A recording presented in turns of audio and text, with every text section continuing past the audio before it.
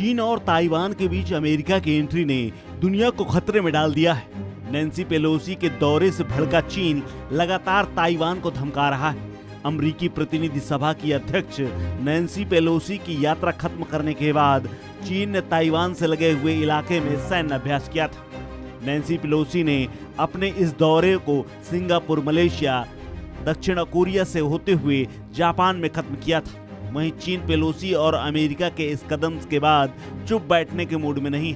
वहीं पूरी दुनिया चीन और ताइवान के बीच पूरे घटनाक्रम पर नजर बनाए हुए है। ताइवान के आसपास सैन्य अभ्यास शुरू करने के 8 दिन बाद भारत ने इस मुद्दे पर अपनी चुप्पी तोड़ी। भारत की प्रतिक्रिया वैसी ही थी जैसी तनावपूर्ण चीन भारत सीमा पर होती है। भारत ने चीन और ताइवान से संयम बरतने का आग्रह किया है। युद्ध की परिस्थिति को लेकर किसी भी प्रयास से बचने के लिए कहा है। बता दें कि ताइवान की तरफ चीन ने अपने लड़ाकू विमानों और युद्धपोतों का मुंह मोड़ रखा है। इसके साथ ही ताइवान में पेलोसी के दौरे के बाद वाशिंगटन और बीजिंग के बीच तनाव को और बढ़ा दिया है। अमेरिका भी ताइवान को चीन का हिस्सा मानता है। हालांकि वो जोर जबरदस्ती करके ताइवान पर चीन के कब्जे को स्वीकार करने को तैयार नहीं है।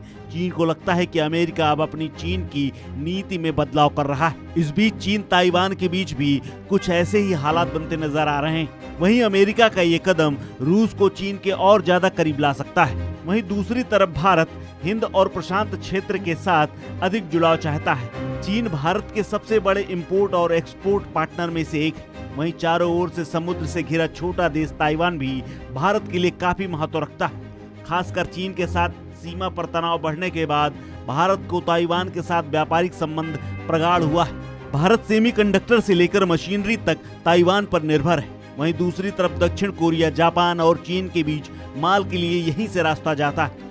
भारत, जापान और दक्षिण कोरिया के बीच व्यापक आर्थिक साझेदारी और समझौते हैं। हाल ही में ऑस्ट्रेलिया ने आर्थिक सहयोग और व्यापार समझौते पर हस्ताक्षर किए। युद्ध की स्थिति में मामला बड़ा नुकसान भारत को ही हो सकता है। साथ ही अगर ताइवान पर चीन कब्जा कर लेता है तो सेमीकंडक्टर जैसी चीजों के लिए भारत को दूसरे देशों की तरफ रुख करना पड़ सकता है। चीन के साथ ताइवान के संबंधों में एक खटास और चीन में बढ़ती निगरानी के बाद कई कंपनियों ने भारत की ओर रुख किया।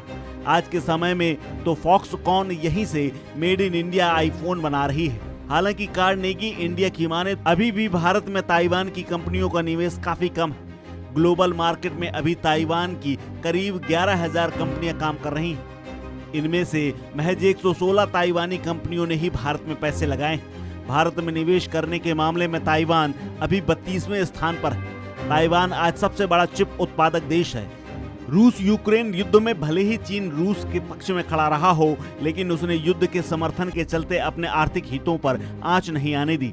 इसीलिए चीन नहीं चाहेगा कि वह ताइवान पर हमला करके यूरोप या अमेरिका के साथ अपने व्यापार को प्रभावित होने दे। अमेरिका ने यह संदेश भेजा है कि अमेरिका भी ताइवान के साथ खड़ा है। अमेरिका यह बताना चाहता है कि वह हिंद प्रशांत में इतनी आसानी से चीन को जगह नहीं बनाने देगा। इसीलिए अमेरिका ने हिंद प्रशांत में जहां उसके कई सारे सहयोगी यानी अलायंस हैं जो ताइवान की समस्या को गंभीरता से देख रहे थे, उनको रिश्योर करने के लिए अमेरिका ने ये कदम उठाया है। सूत्रों की माने तो इस घटनाक्रम पर भारत की भी पैनी नजर है। भारत अपनी विदेश नीति के तहत हालांकि दूसरे देशों के आंतरिक मामलों में दखल नहीं देता। साथ ही कहा है कि इस घटना के क्षेत्रीय शांति और स्थिरता के लिए निहितार्थ है। भारत हालांकि इस मामले में कोई प्रतिक्रिया व्यक्त नहीं करेगा, लेकिन घटनाक्रम पर पैनी निगाह बनाए हुए। इस खबर में फिलहाल इतना ही। अपडेट्स के लिए बने रहिए वन इंडिया हिंदी के साथ।